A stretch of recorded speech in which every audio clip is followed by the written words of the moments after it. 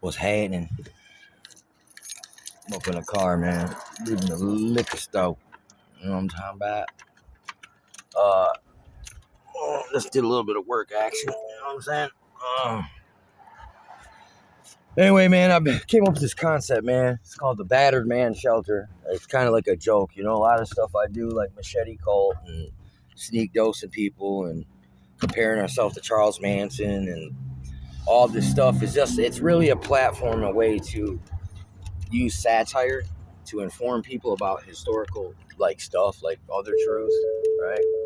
By exacerbating it or fucking like, you know what I'm saying?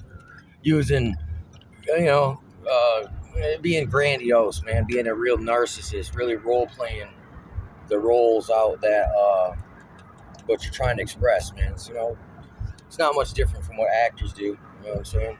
People in the entertainment industry, and you know, really, I'm an entertainer and educationer, dude. You know what I'm saying? It's like fair use, man. The Fair Use fucking Copyright Act. Use copyright material for the kids for parody, satire, education, right? But anyway, the battered man shelter. It's a joke because us men, there is no battered man's shelter. You know who the battered shelter is? It's us men. You know, it's like when we get beat down by our mothers and our girlfriends and Governor Whitmore, Shitmore, these fucking high societal narcs, just trying to the women that work at the office at the trailer park who are always like issuing out demands. You need to clean the yard, force mow Monday, pull your pants, force your pants down Monday. It's like people don't realize like that terminology is so fucking authoritarian. And women act like they're just so put upon and they're just like get beat down. I mean, and some do, okay? So the battered woman shelter, for those that really need it. But it could also be like a Rapunzel who is like locked up in this tower, like she's locked up there. But no, dude, you F so many people over, dude. You have to literally climb a high tower and fucking hide from society. Where you go where nobody knows you, right? And lure men up into there. And then when you finally get the prize, you find out it ain't all it's fucking cracked up to be. You know what I'm saying? It's like nobody is coming to fucking save us men, right? It's like, first off, the battered man shelter it's us, man. It's fucking like me. I try to rebuild people, okay? Not like look, try not rebuild, but try to build them up, man, right?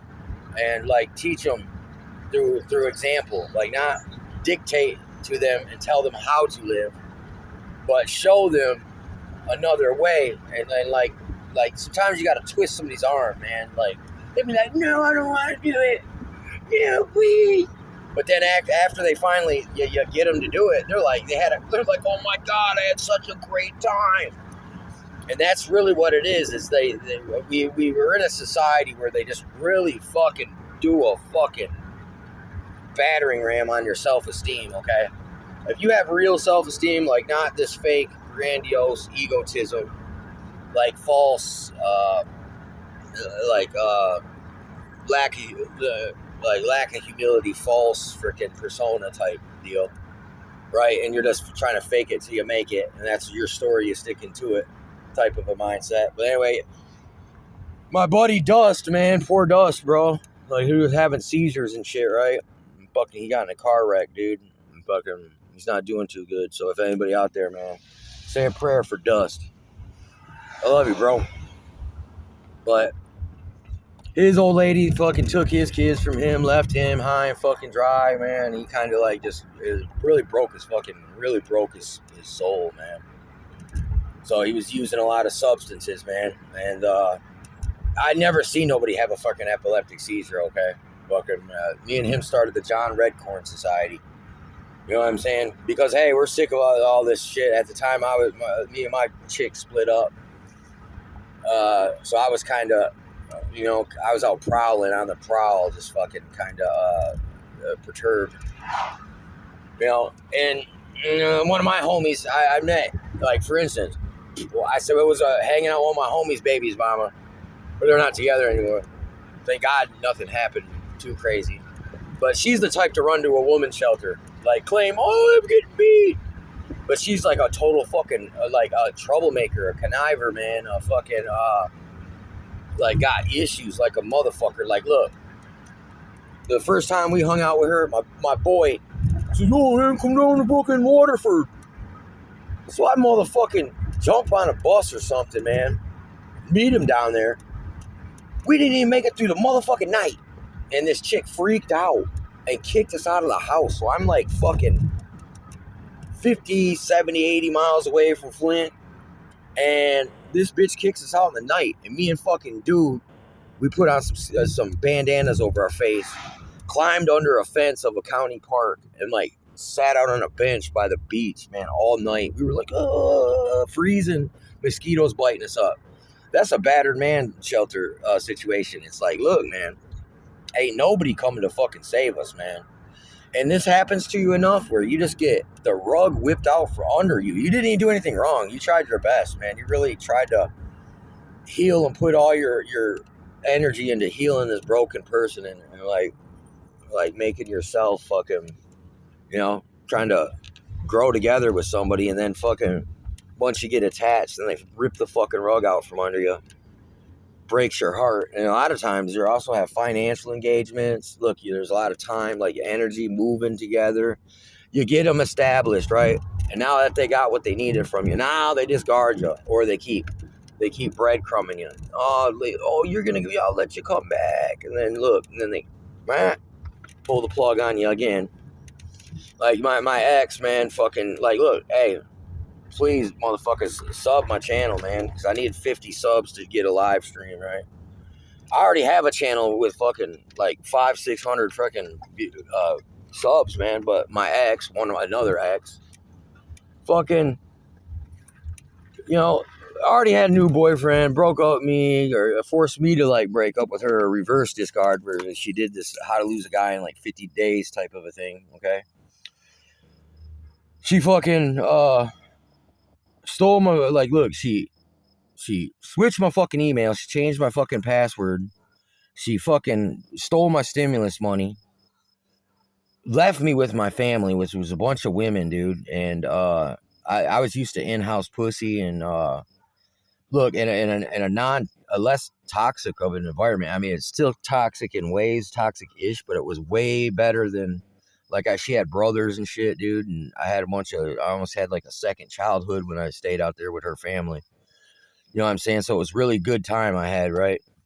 And I really poured into that. It was like Big Terry, he said to me, he goes, "Hey, Chris, you think you're the first guy that she's done this to?" Which was even like a kick in the dick even more, because it's like, oh, so you motherfuckers knew. You know what I'm saying? That she has a history of this shit, right? So you guys were just sitting back, like washing, waiting for the train wreck, right? And of course it hit finally, man. And fucking I lost all my shit. And then I end up there with the family, which was toxic as fuck. And I'm getting gang stalked by the neighborhood. And look, these people were picking on me. And then one day, I fucking finally confronted them. I said, "Hey, man, I didn't do shit to y'all, okay? But I can let bygones be bygones, and I'm willing to bury the hatchet if you are." And they goes, "Nope, we ain't. We ain't never gonna stop." The owner of the place they kept harassing and calling on me on saw the video. It was being recorded, right? And he saw it. And then he was like, "Oh my God, this guy's innocent," right? Look, bam, that's the battered man shelter right there. I had to like slowly rebuild my self-esteem. But when you're out here alone, like this one girl, she said to me, she goes, "Chris, you know what your problem is, dude?" She's like, "These days it takes two people, man, to make it out here." You know what I'm saying? Unless you want to live like Mexicans, which the battered man shelter is, where you had a bunch of dudes almost bacheloring up, and a bunch of like lone wolves packed up together in a spot, right? And just like the machete cult, that was the idea behind it. A pack of lone wolves that team up for bigger and better things as a enrichment, a self-enrichment sort of a thing, right? And it's to rebuild your self-esteem and give you something to, like, look, when I whip, if you watch me whip two machetes, like, I whip that shit like I know what I'm doing. Like, you could throw an apple at me and I'll go and chop that bitch in half. That will rebuild your self-esteem a little bit, right? You have to, like, look, okay, so, and you have to, like, Like all us dudes in a battered man shelter be like, love you, dude. Because you never know if it would be the last day you see the motherfucker, man. And that's exactly kind of almost what happened with the Dust situation. Yeah, I'm hoping the best for Dust, man. Fucking anyway, I think he had a seizure while he was driving, man, and fucking got ejected out of the fucking car and hit his head and brains hanging out and broken rib, broken back, fucking in a coma, fucking bad, real bad. So I even got to carry on even more now because it's a real concept that I really embody in life, man. Like all my dudes. That doesn't necessarily mean women are excluded, but look, it's like some people think women are benevolent, but no, I see women as they're even more cruel than men. They're like so conniving and fucking mischievous and just like look, they just troublemaker and they fault find and nitpick and sabotage and undermine and gossip and look, flip flop and shapeshift, right? So in order to cut all that shit out, it's like, okay, even if this bitch blows the bridge on me, I still got the battered man shelter here, right? And it's like, look, it's being a good example to your brother, right? And my bitch she got put up with that. I maintain my relationships with my dudes, bro. Like, look, and especially best I can with my family, freaking too. But look, hey, being an adult and having an adult in this world, it means hey, you can't get to everybody all the time. And I'm out here running through the woods, man, like getting morels. I'm freaking still do my kung fu. I got injured, man. I've been building all these this garden stuff, right? I still got pursuits, man. I got stuff I'm striving towards. Because the day you stop getting better, he who stops trying to become better ceases to be good. Like instructing people with wisdom like that. Like that's some Chinese proverb, right? Like using smart stuff, like studying smart people, even looking at the dark side and gaining intelligence and gleaning, usable, tangible stuff, right? That you can glean from other people's situations. You can see what they did wrong, and strive not to become that type of person, right?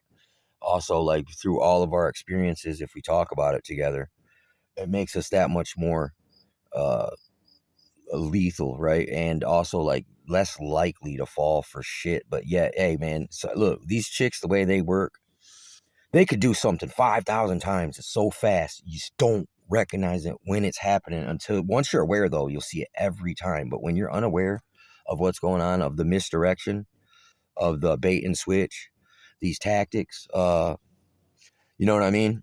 Like, so I had to learn all this stuff the hard way and like really like look, and then I got choked. Look, the next few relationships were just look, each one just picked me apart even more, right? But hey, now I got a semi-stable sort of a situation, dude. And it's like, dude, once I plan to put my foot down and put roots down, dude. Hey, I don't quit easy. I don't give up easy, man. I mean, wasn't put in this world to be a chump or a bitch and just like let people take my shit, right? Uh, Look, I work for my shit. I don't steal. I try to do shit the right way, man. I'm an adult now. I put away childish ways, right? Sometimes I might get silly and goofy and do some, you know, old habits die hard, right?